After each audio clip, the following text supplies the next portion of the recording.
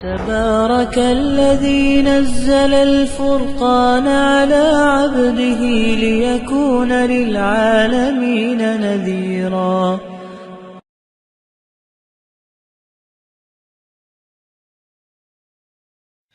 اعوذ باللہ من الشیطان الرجیم بسم اللہ الرحمن الرحیم. معزز سامعین و سامعات، السلام علیکم. اسلام ہمارا دین چینل میں خوش آمدید. بندہ جب اچھے کام کی نیت کرتا ہے مگر ابھی اس نے وہ کام کیا نہیں ہوتا تو نامہ اعمال میں ایک نیکی لکھ دی جاتی ہے، اور جب وہ کوئی اچھا کام کر لیتا ہے تو 10 نیکیاں لکھی جاتی ہیں. ماشاءاللہ، سبحان اللہ. یہ شرف بخشا گیا صرف امت محمدیہ کو. جب حضرت موسیٰ علیہ السلام نے اس امت کے تذکروں کے بارے میں پڑھا تو رات میں، تو انہوں نے آرزو کی تھی، 9 تمنائیں کی تھی حضرت موسیٰ علیہ السلام نے.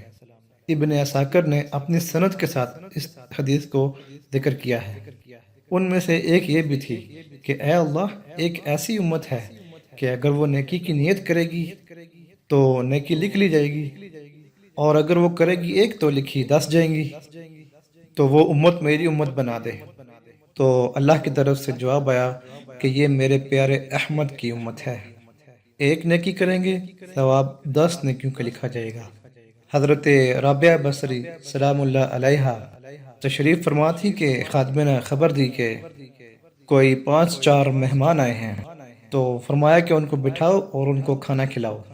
تو خادمہ نے عرض کی کہ باورچی خانے میں تو صرف ایک روٹی پڑی ہے اور مہمان 5-6 ہیں. تو آپ نے فرمایا کہ اچھا، اس روٹی کو باہر جا کے خیرات کر آؤ. تو خادمہ گئی اور خیرات کر آئی. حضرت رابعہ بصری کا حکم تھا، ورنہ عقل تو یہی کہتی ہے کہ ایک روٹی ہے اور مزید حاصل کی جائے اور مہمانوں کی خاطر مدارت کی جائے. تو وہ ایک روٹی بھی خیرات کر دی.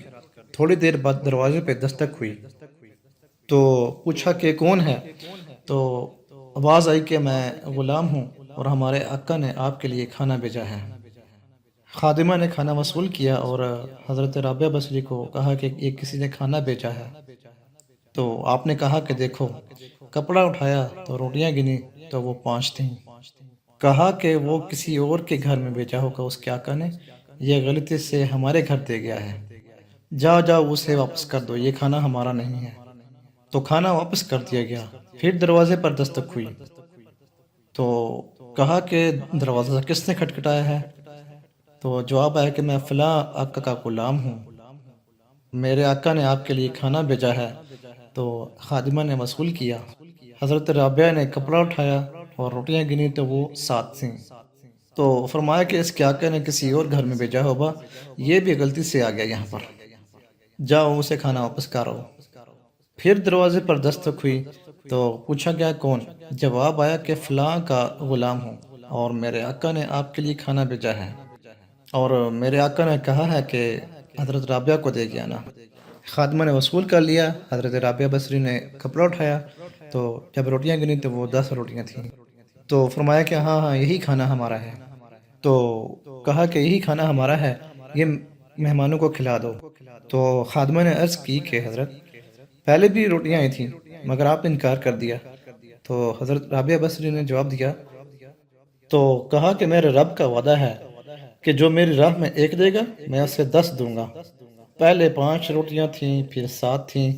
میں نے کہا کہ یا رب، 10 روٹیاں دے گا تو تیری بندی وصول کرے گی. جو ایک نیکی کرے کرتا ایک ہے، ثواب 10 کا عطا ہوتا ہے. یہ اللہ کی کرم نوازیوں کے رنگ ہیں. تو کہا کہ اعمال کا دار و مدار نیتوں پر ہے. ہم اگر تھوڑا بھی عمل کریں مگر نیتوں کی خوبصورتی ہو تو پھر وہ عمل بھی خوبصورت ہوگا. اللہ طیب ہے اور طیب کو ہی پسند کرتا ہے، اور اسی عمل کو ہی پسند کرتا ہے جو اس کی رضا کے لیے کیا جائے.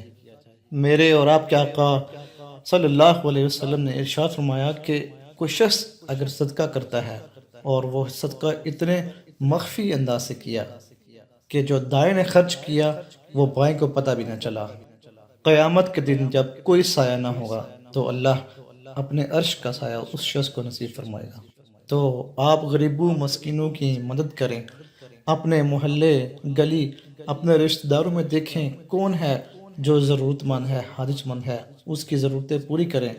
مگر اس انداز سے کریں کہ کسی کو خبر بھی نہ ہو۔ لیکن اگر آپ خلوص نیت کے ساتھ بھی نہیں کر سکتے تو کسی کا مذاق بھی نہ اڑائیں، کسی کی تضلیل نہ کریں۔ اگر آپ کے پاس اتنی طاقت ہے، اتنی استطاعت ہے، تو آپ ایک خاندان کی کفالت اپنے ذمہ لے لیں، مگر وہ بھی اس طرح ہو کہ اس کو پتہ بھی نہ چلے کہ ہمارے گھر کے اخراجات، راشن پانی کون چلا رہا ہے اور یہ اہتمام کہاں سے ہوا۔ اور اگر ایسا نہیں ہو سکتا تو کم از کم اس کا اور تمہارا راز ہونا چاہیے، باقی تو دلوں کے حال تو رب ہی جانتا ہے۔